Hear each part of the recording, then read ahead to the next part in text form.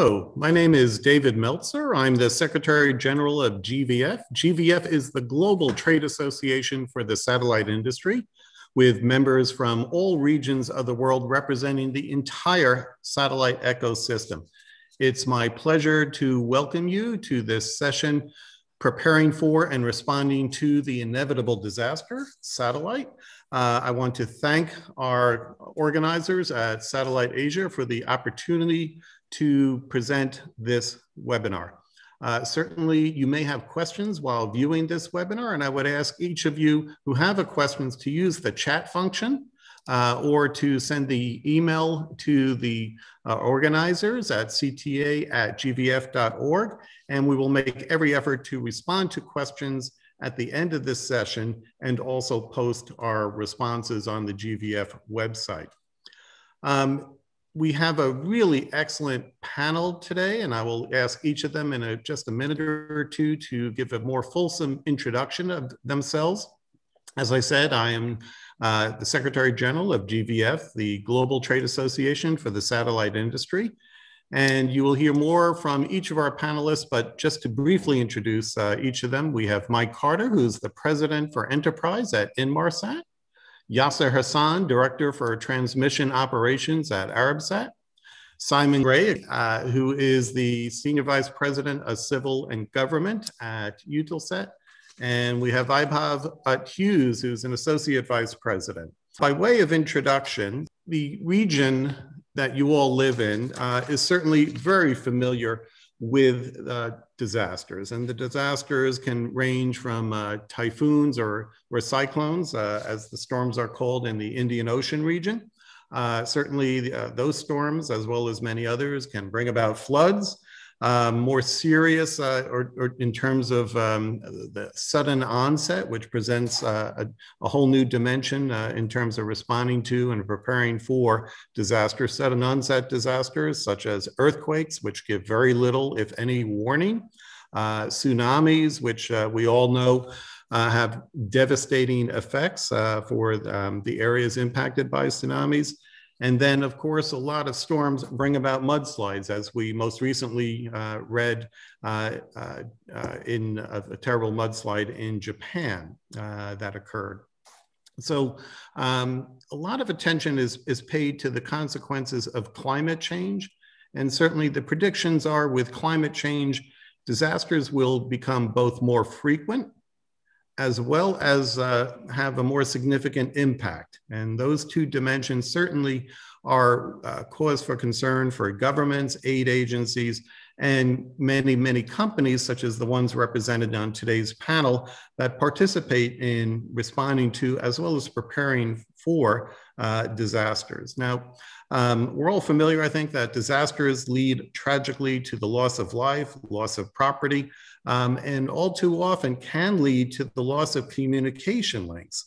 And communication links, when you think about it, is certainly needed to help mount a response to disasters. But at its core, at the most human basic level, human beings want to know what happened to their missing loved ones, or they feel a need to say, I survived the natural disaster. And certainly without communication links to friends and family and governments, there's the loss of ability to say, I'm alive, or to say, I'm looking for. So communication links are very much critical in mounting a response to disasters. And certainly, and you'll hear more during the panel, the importance of communications in preparing for natural disasters. So with that, let me ask each of our panelists to introduce themselves a little more fulsome than I did. And Vaibhav, would you take just a minute to introduce yourself and your role over at Hughes? Thanks very much. Thanks, David. And thank you very much for having Hughes on this panel. I look after the Asia Pacific region for Hughes Network Systems here. And we work very closely with all the leading satellite operators, as well as the VSAT and internet service providers in the region, helping them serve their customers and applications. disaster recovery is a very key requirement for most of our customers. So it would be very engaging to have a discussion around this topic. Thanks very much. Simon, why don't you take a minute to introduce your role at Eutelsat? Sure, thank you very much. So I'm the Senior Vice President of Civil Government at Eutelsat. And since 2004, I've been responsible for all humanitarian disaster response and communications at Eutelsat. I was also the first coordinator of the Crisis Connectivity Charter, which is, and also the author of the first version, which is a charter of 9 satellite operators that covers over 135 countries with at least 3 satellite solutions. And this is based on a 3-month donation. And recently I have been responsible for supplying the use case work package for the European Space Agency and the EU projects for next generation satellite design. So let's introduce my role. Thank you. Thanks, Simon. And Yasser, if you could spend a minute or two, Yasser, describing your role at Arabsat. Thank you. Thank you very much, David, for the opportunity and for having Arabsat in this panel. My role is the Director of Transmission Operations, looks globally over the engineering services at the pre-sales before accessing the satellite, and also heading the operation team where we do the our single point of contact and node for Arabsat customers.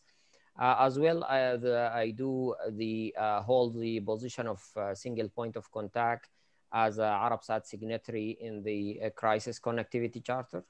I have been also appointed in 2018 as a coordinator for the Crisis Connectivity Charter and the point of contact for the signatories with the ITU. Thank you.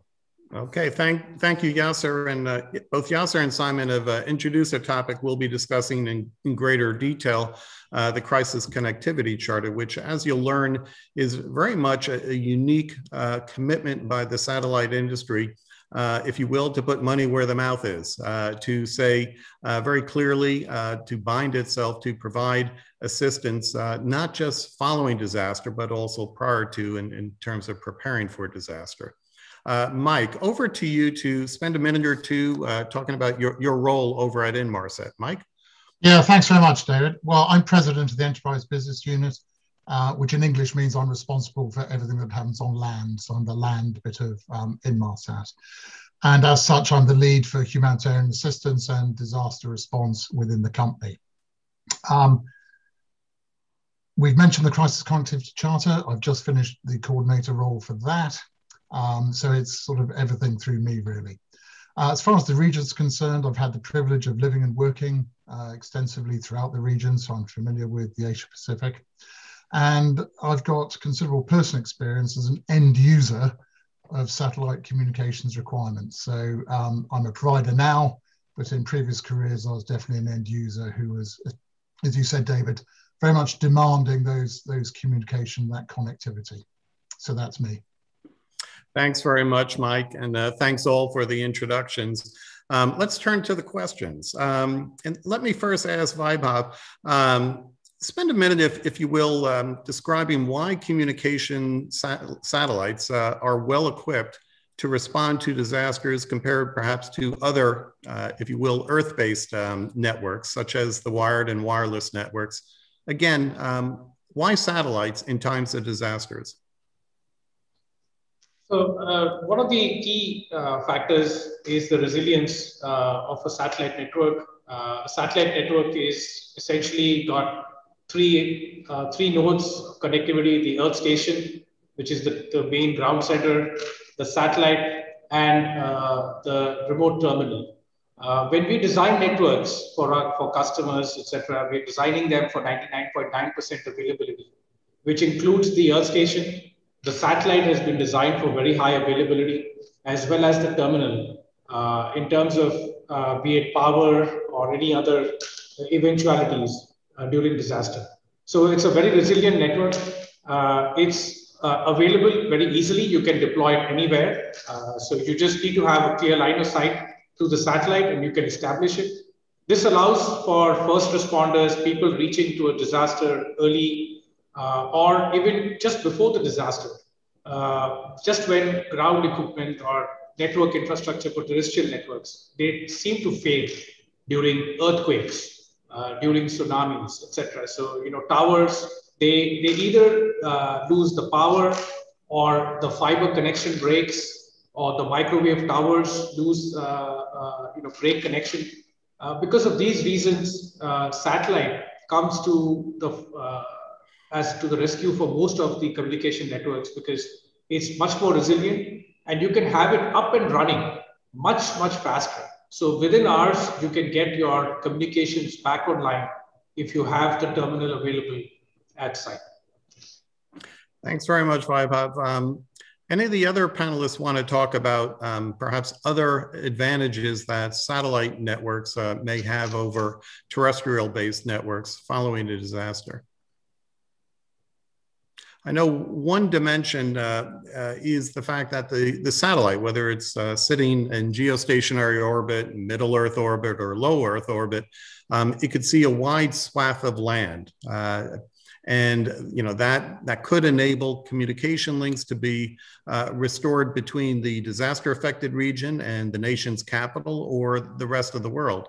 So, the advantage of satellites also goes to the physics, if you will, that a satellite sitting in space can see a wide swath of land as well as ocean, and that would help facilitate the restoration of the communication links. Next question, and I think this kind of perhaps anticipates some people in the audience saying, well, if satellites are so well equipped to respond to disasters, should I put it in a glass box? In other words, should I say only use it in times of emergency? Simon, what would be your view to those in the audience who are saying, well, that's great, let me put satellites in a glass box? Simon? Yes, that's always the problem, really. Governments and large companies see satellite as break glass only in case of emergency. And the reality is, unless you have a satellite network, which means equipment and bandwidth, and it should be part of your everyday operations, unless you have that, your network by definition is not resilient. And we can give you a number of examples. Quite recently, a large G7 country, their population could not ring the emergency services, the fire, the police, the ambulance for 18 hours because their network went down.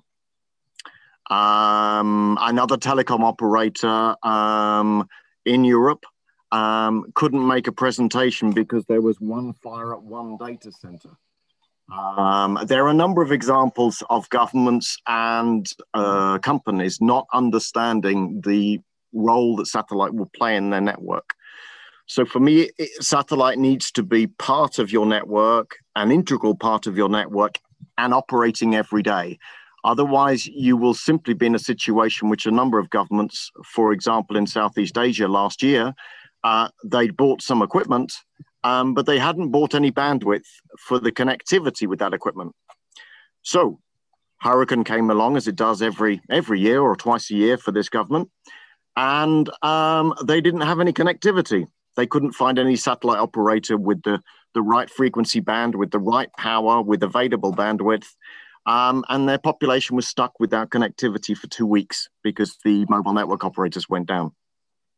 And this happens all over the place. And this is what we have to really get into, governments and companies, is that satellite is an integral part of your resilience. Without it, you simply aren't resilient.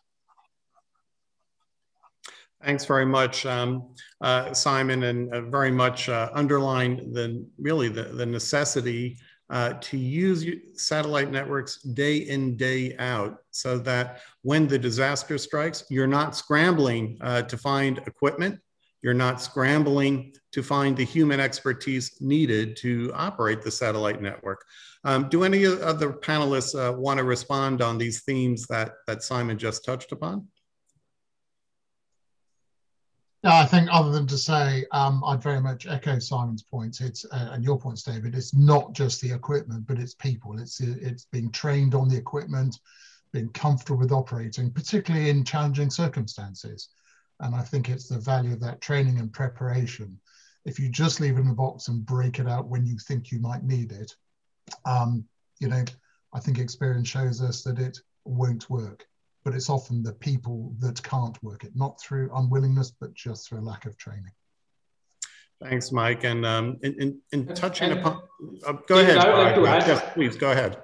I'd like to give two examples which really highlight good preparation and how that comes to aid.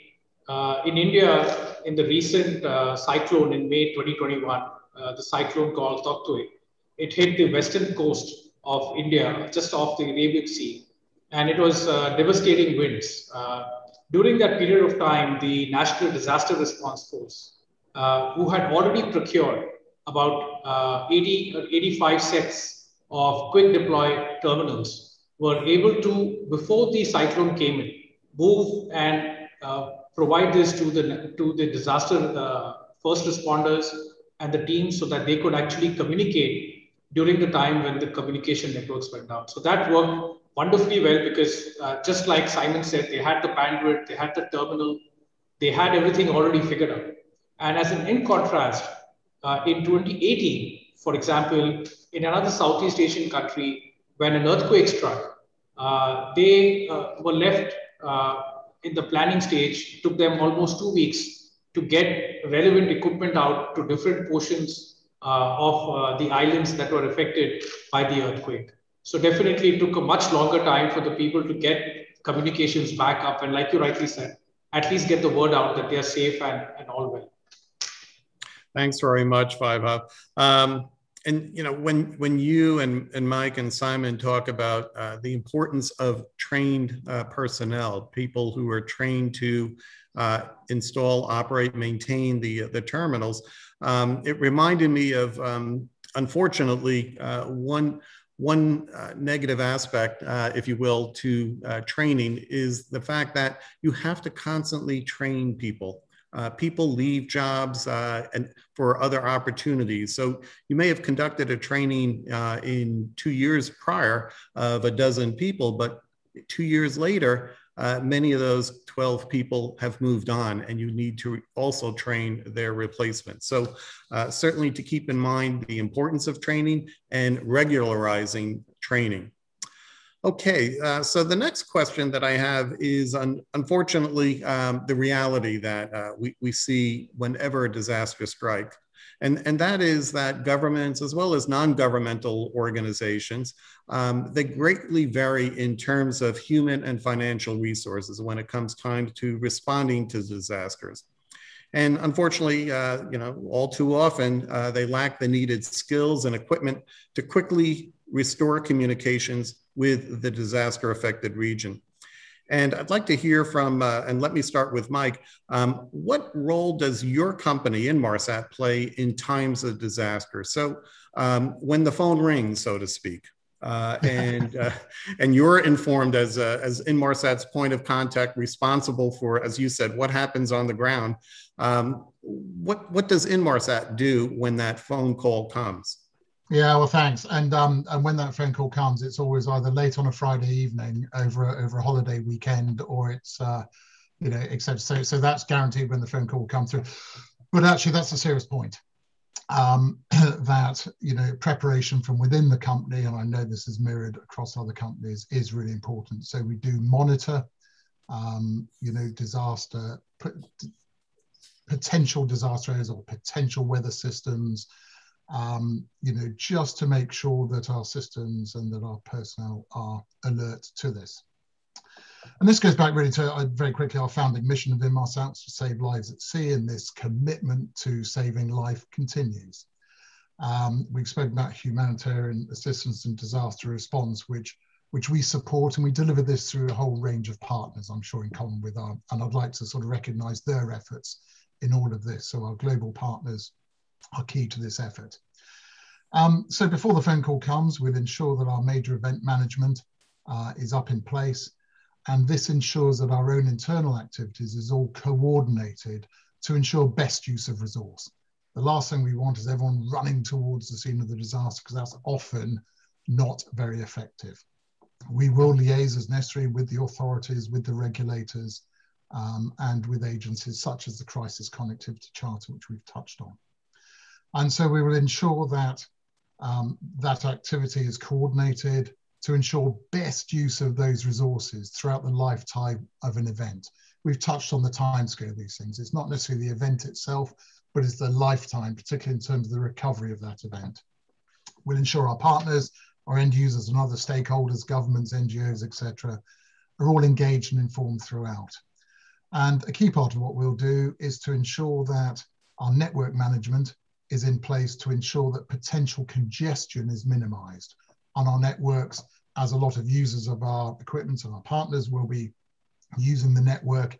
We'll ensure that there's adequate beam coverage over the area of the incident to make sure that congestion is minimized. Practically, well, we support the Crisis Connectivity Charter, the ITU, Telecoms Sans Frontières, currently operating in 7 missions. We've been supporting them for 21 years. And this is through a mix of equipment, airtime, we've touched on training, we've touched on people with expertise to ensure that we can deliver the right effect on the ground and in a timely manner to fill the gaps that will probably exist. We've heard some great examples, you know, where there's a shortfall in a government or the ability to respond. So that's what we do as a company, very focused, and we do take it very seriously. Thanks very much, Mike, and thanks for the reminder, tying it back to the history of Inmarsat, which very much started with safety at sea. Any of the other panelists want to address, you know, their company's role in times of disaster? Yes. Please, Yasser, go ahead. Yes, I believe Mike has correctly addressed and efficiently the preparation, which is done by most of the satellite operators and signatories to the Crisis Connectivity Charter.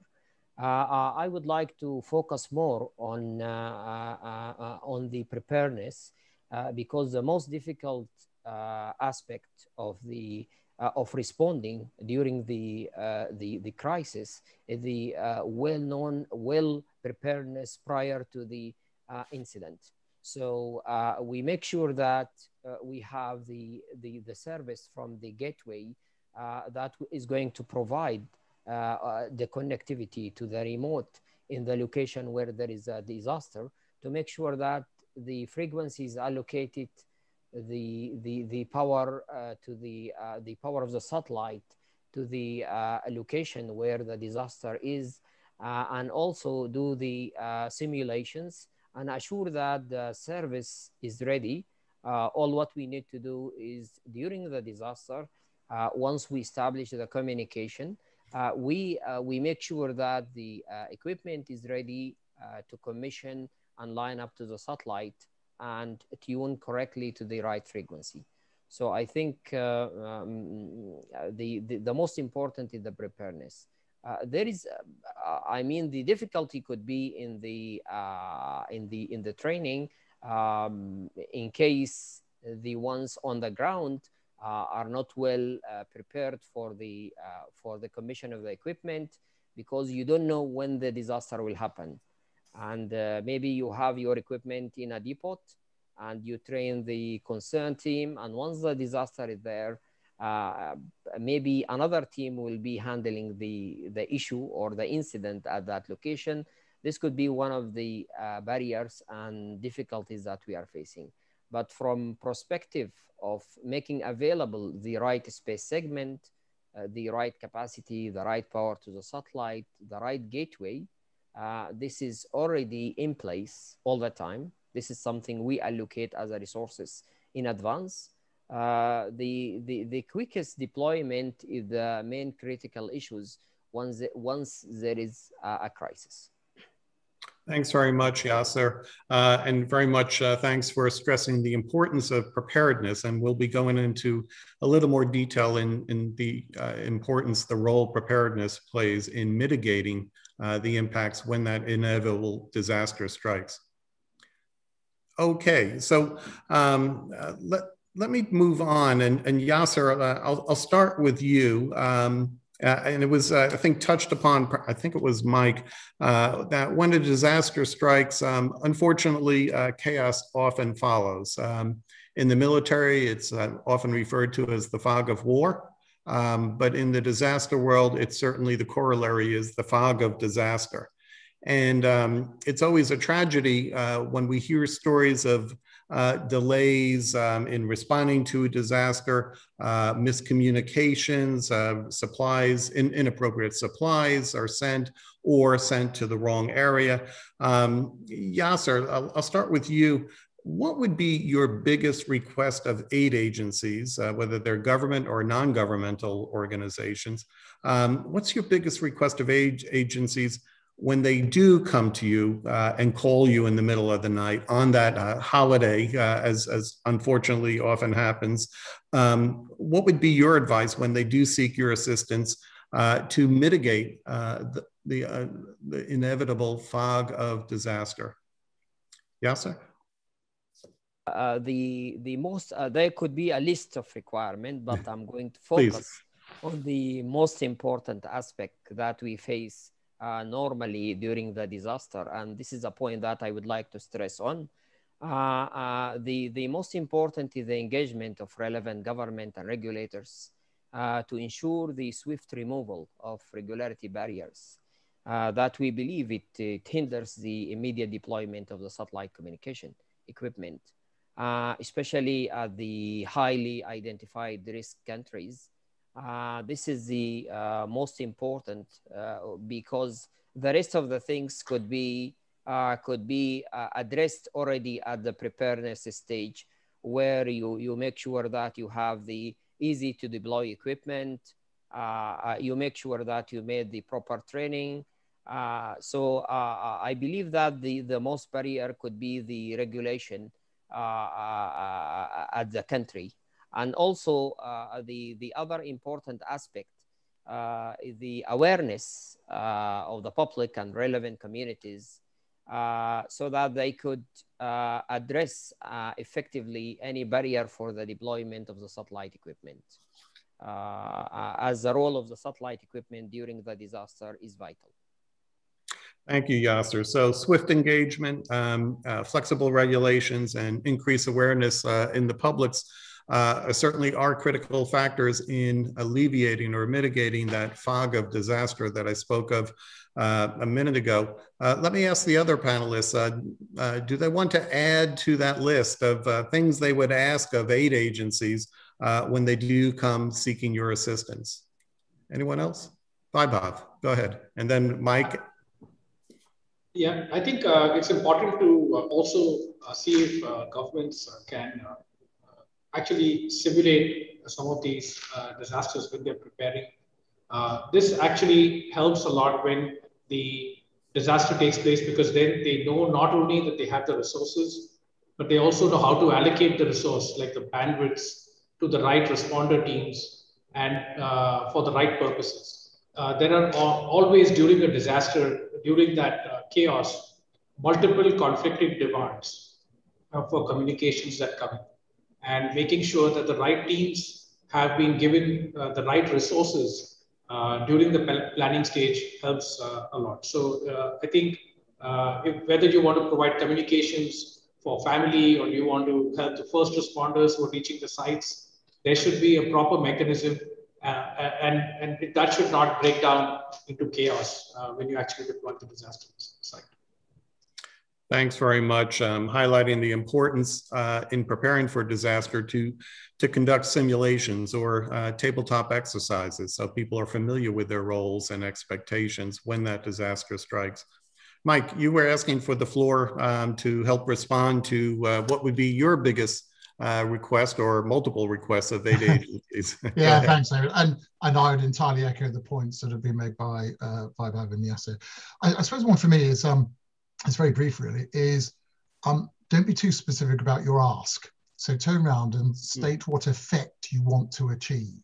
So when you're asking for satellite connectivity support, I think often we get that we would like a phone, a particular piece of equipment. It's far more helpful to say what effect it is you want to achieve through connectivity, and then let the experts, the providers, determine how that effect can be achieved. So it's got a dual purpose. One is you make sure that the asker is asking, for something. It forces them to ask for what they want, and it also leaves us free as the provider to provide the best possible response. Good advice. Thanks very much. So we have a long list, a very good list of requests of governments to ease regulations, to raise awareness in the public's mind, to conduct tabletop exercises, simulate before the disaster, and finally, what we heard from Mike, which is for the government when they call to say what effect they want, not be too specific and say, I want such and such equipment, such and such connectivity. Leave it up to the experts to say, this is what is going to best accomplish your objective. So turning to the next question, and I'll start with Simon, but the next question has already been touched upon by a few people, which is the importance of preparing for disasters. There have been any number of studies which have shown that the return on investment, the ROI, for disaster preparedness is at least 4 times greater than the return on investment for the response to a disaster. So in other words, if you spend $1 preparing for the disaster, the studies have shown that you will save at least $4 when that disaster strikes. And so when it comes to restoring communications, what should governments do to better prepare for disaster in terms of training, purchasing, and maintaining equipment, and other forms of preparedness?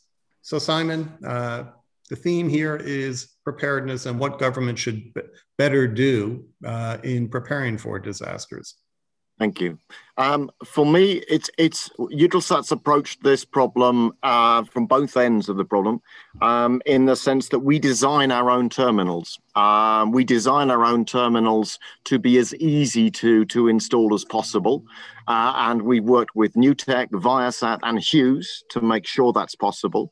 For example, Eutelsat holds the patent for a smartphone app for allowing you to install a VSAT with a smartphone on Wi-Fi. Forget 3G, 4G. So suddenly you don't need an analyzer for all Eutelsat terminals. So we believe that you should reduce the training needs, simplify your terminals, so that anybody who can watch a 20-minute YouTube film can install our terminals. And in fact, in Europe, 50% of our terminals are installed by the client themselves. So that's one area where we've worked very hard to simplify terminals from the standard kind of clunky VSATs that we first encountered. That reduces training, allows you to also have pre-positioning. Pre-positioning is the most important thing you should look at as far as a government or a regional emergency organization, because if you have pre-positioning of terminals, it means you don't have to engage in logistics when disaster strikes. If you have 5 or 6 terminals per island in the Caribbean, you don't have to get them there to the affected area, okay? If they're easy to install, you don't have to get trained people or engineers on those islands to install that connectivity. So those two go hand in hand. Therefore, you also need reduce the cost of terminals. If you're going to pre-position 300 terminals across the Caribbean, they need to be relatively inexpensive terminals, okay? They need to be relatively small terminals that fit into a car. You cannot have a 1.8 meter terminal or a 1.2 meter terminal because it doesn't fit into a normal car, okay? It has to be under a meter or underneath. Also, that's why Eutelsat's looking at VHTS. VHTS gives you very powerful terminals, small terminals, inexpensive terminals, and this allows you to react very quickly. So for me, it's a combination of a number of different things, but let's be very clear. Unless a government or a commercial entity has satellite as part of their everyday network, their network is not resilient. So it's a question of pre-positioning, etc., for emergencies, but including satellite in your operations. Otherwise, it's not going to be resilient. Over. Thanks very much, Simon, and thanks for emphasizing the importance of pre-positioning terminals that are inexpensive, easy to operate, and also to go back to one of the earlier themes, to have satellite as part of their everyday communication links, so that you're not trying to develop the muscles, if you will, on the fly following a disaster. Let me see if the other panelists, if any of the other panelists want to respond to this question of what should governments do to better prepare for disasters in terms of training, purchasing, and maintaining equipment, as well as other forms of preparedness. Does anyone else want to take on this preparedness question? So I think we're talking a lot about governments. David should also talk about how private telcos can do a much better job at planning their infrastructure as well, because more often than not, people rely on the mobile networks to be available all the time. So increasingly now in disaster recovery, we see a lot of telcos wanting to create a pool of equipment such that in case they have any problem with their terrestrial infrastructure, if their cell towers break because of the microwave link breaking, they are also looking at creating pools of equipment. And I think I echo the same kind of challenges that Simon just spoke of. We have a hard time convincing the telcos to make sure that the terminals are easy to install, quick deploy, rather than the traditional clunky VSATs, which then take time for the telco to move them around. Again, it's hard to predict which of the 8,000 towers for a telco would go down. So for them to plan enough number of terminals such that they can easily reach a site is hard. So I think these questions are not just something which governments struggle with, but I think even telcos face similar challenges. And I think this really is an important part that we discussed. Thanks very much, Vaibhav. And in talking about telcos, and certainly they do a good job preparing for disaster. Cell towers on wheels is one example where they can drive a mobile cell tower into an affected region. But that doesn't always work. And this was, for me, personally driven home. In an earlier career, I worked with an aid agency that responded to an earthquake, terrible earthquake in Nepal. And in that case, and you see it in other disasters affecting mountainous regions, you have landslides that block roads. And unfortunately, some of the more remote communities in need of assistance are on the other side of that roadblock. And so transporting by truck, whether it's a satellite terminal or a cell tower on wheels, becomes impossible. And it's in times like that where you see really the criticality of those terminals that you and Simon spoke of, that are lightweight, that are small, that are easy to install, easy to operate. Because, I saw this in Nepal, literally, a colleague of mine was carrying a satellite terminal on their back up a mountainside with just a trail to climb very far up the mountainside. And so there is often a failure to imagine in times of disaster. You have to imagine things like roads being blocked, and how are you going to deliver, whether it's humanitarian aid or communication links, to affected communities on the other side of that blockage. Anyone else wanting the floor on this question? Okay, let me turn to the next question, and I'll ask Vaibhav to start the response. But you, Vaibhav, you spoke earlier of the resilience of satellite equipment, and certainly no equipment on Earth is going to be immune from cataclysmic disasters. Earthquakes can bring buildings down. Earthquakes or tsunamis can wipe away all signs of civilization from the affected region. You said, you know, the satellite networks are resilient and gateways are resilient. What are some of the things Hughes does to help assure that 99.9% and more reliability of the satellite network? Actually, we've been now discussing that preparedness is so important, and therefore making sure that the master control or the earth station where the ground infrastructure rests is designed well and so that it can support very high uptimes. Hughes spends a lot of time with customers such that be it the RF equipment, be it the antennas at the master control station, they are adequately configured and they have adequate capacity so that there is no outage during the disaster itself. So often where the master control stations are installed is where the internet facilities are good and you have good telecommunications facilities, and they may itself be prone to outage during disaster. So making sure that the telco invests significantly, or the VSAT service operator, the satellite operator invests significantly in making sure that the ground stations have disaster recovery.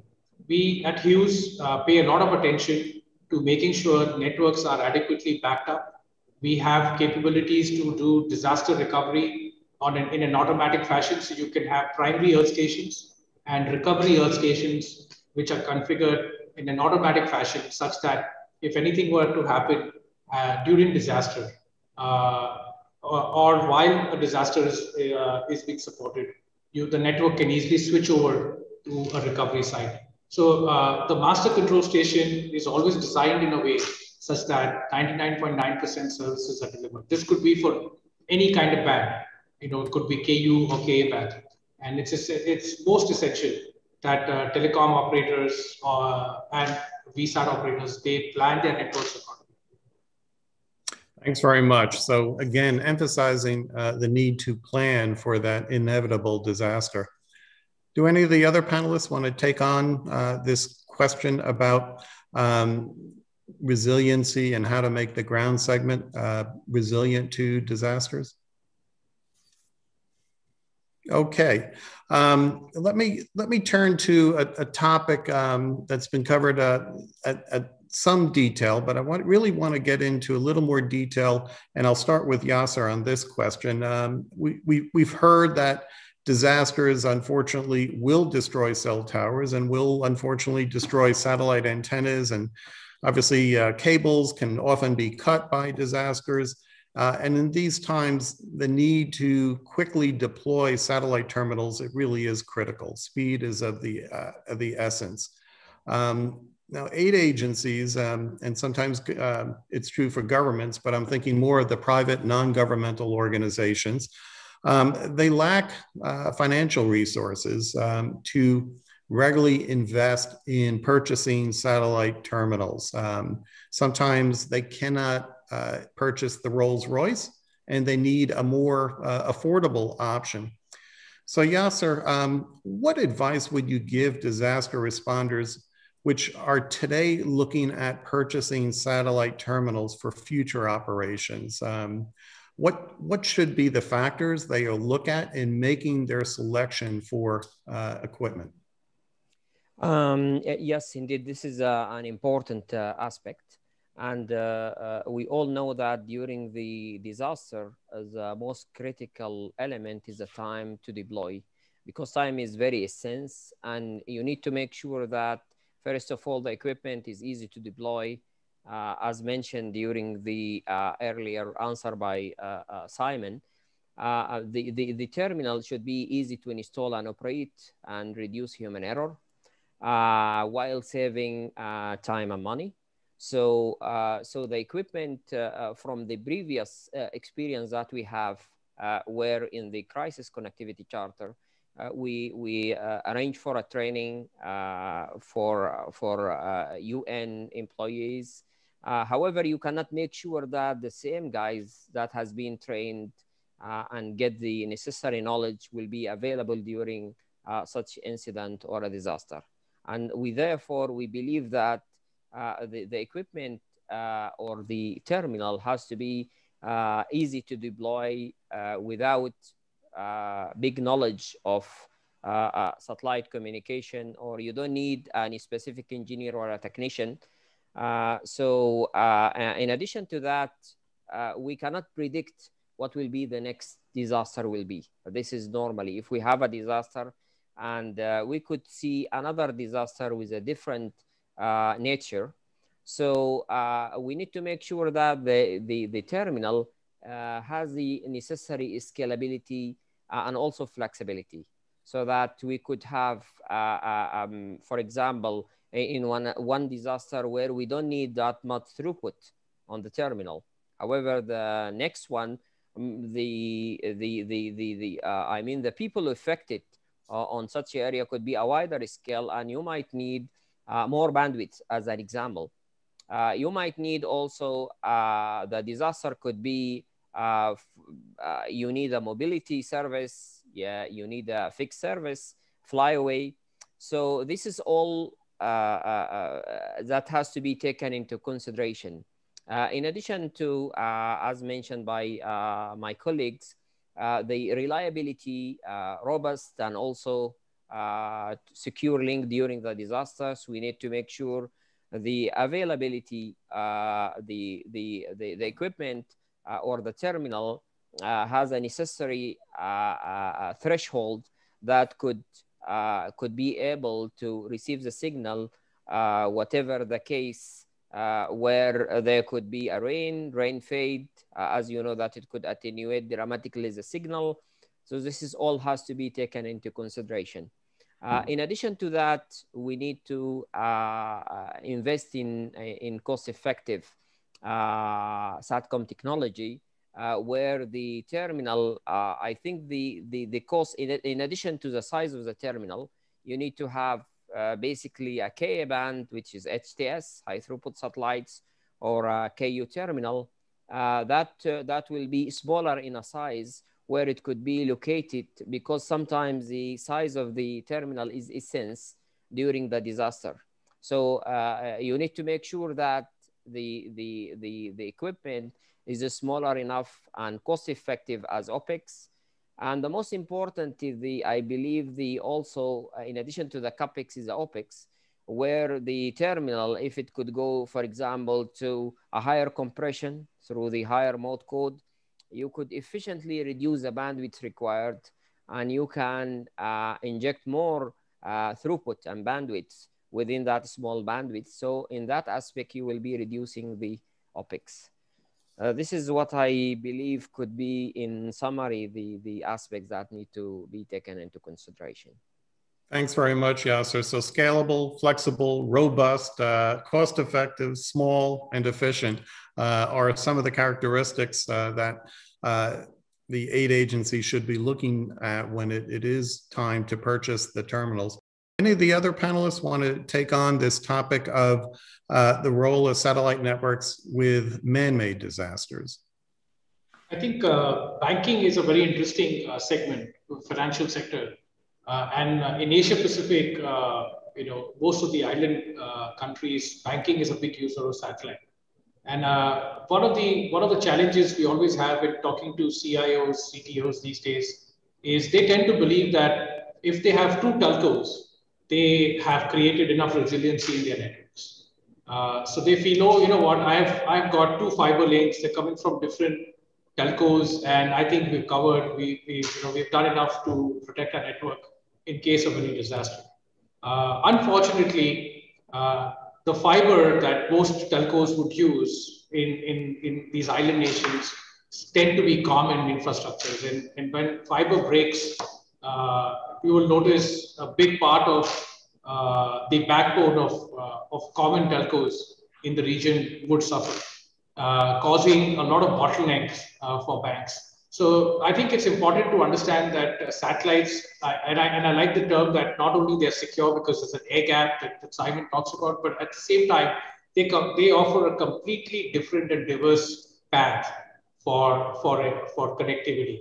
And now that could be a government, it could be enterprise, but essentially it's completely diverse. And I think the more the customers use that, so having satellite as an essential part of your network is definitely what we're stressing on.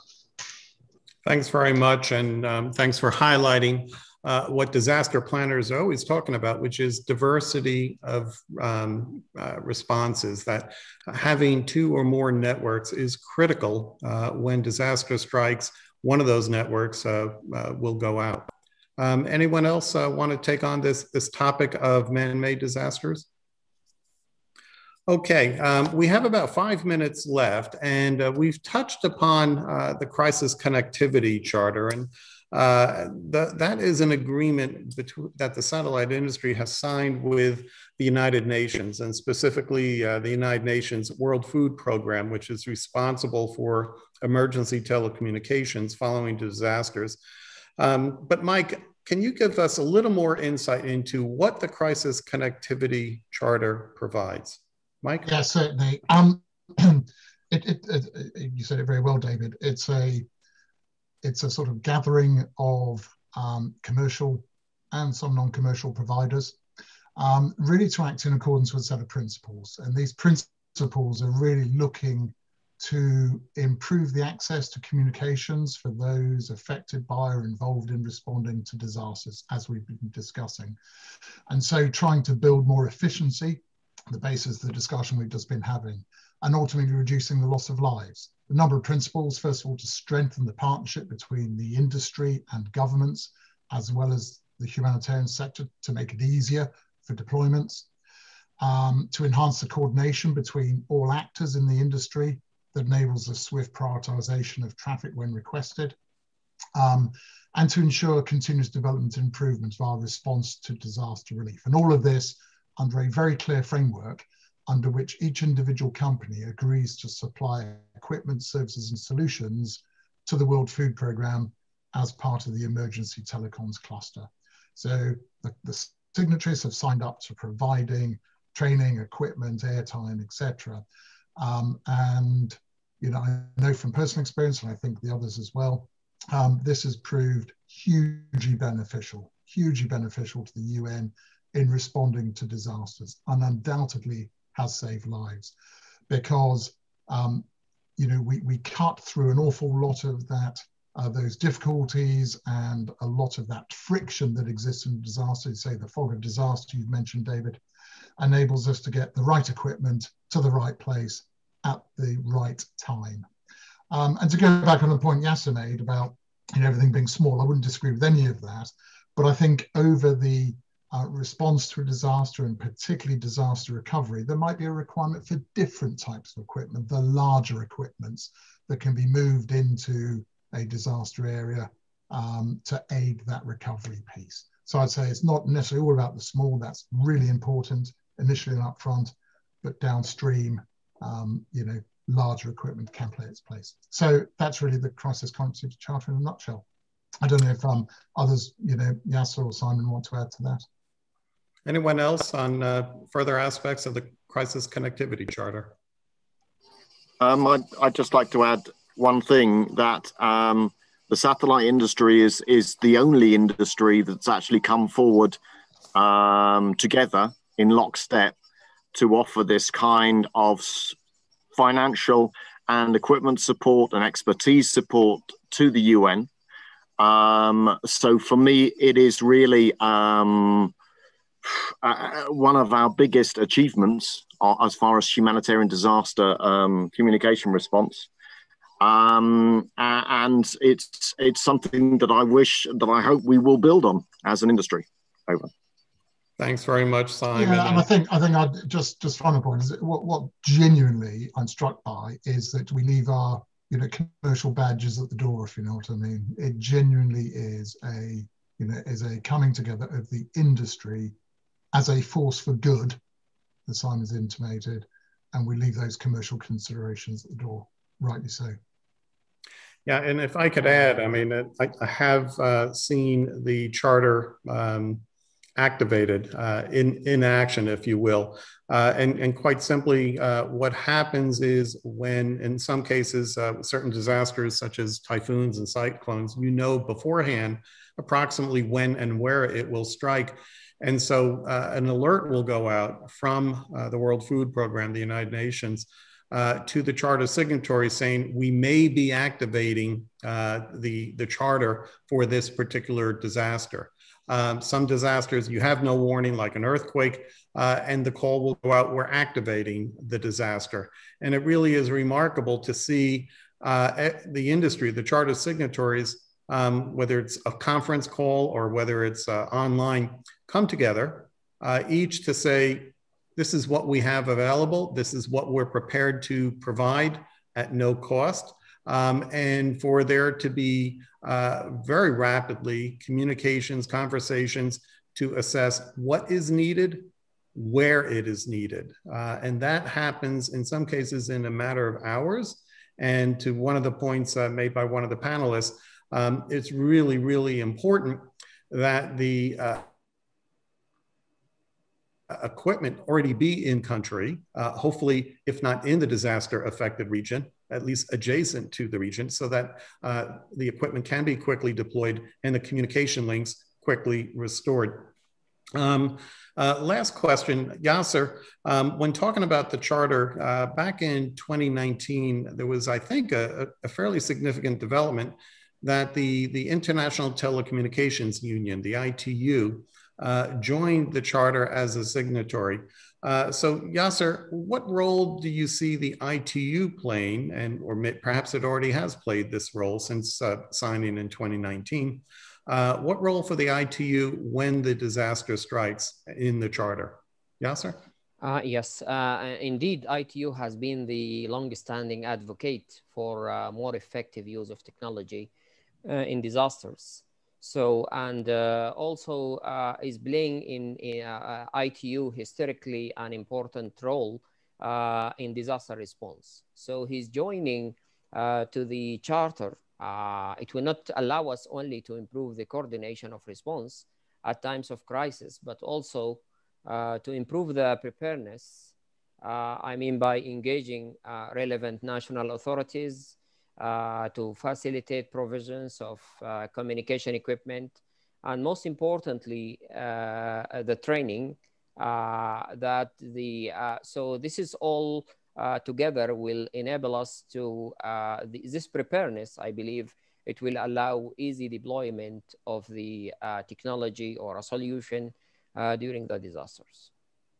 Thanks very much, Yasser. And you reminded me of one example where I believe unfortunately, equipment was not already in country and had to be imported. And in this country, unfortunately, the equipment was being delayed at the customs department. And the ITU, which has contact relationships with regulators in each country of the world, they were able, through their relationships in that country, to help remove those barriers, the customs department, and allow the delays in entering the equipment into the country to be eliminated. So certainly the addition of the ITU to the Crisis Connectivity Charter is very much a welcome addition. Well, gentlemen, the hour has gone fast. We have covered a whole lot of territory when talking about the role of the satellite networks in preparing for, in responding to, and we even touched upon recovering from disasters. And it is very much a continuous cycle of prepare, respond, recover. So I want to thank each and every one of you for your time and really your excellent answers, and very much encourage the audience to provide questions they may have, which we will make every effort to respond. So with that, thank you all. Goodbye.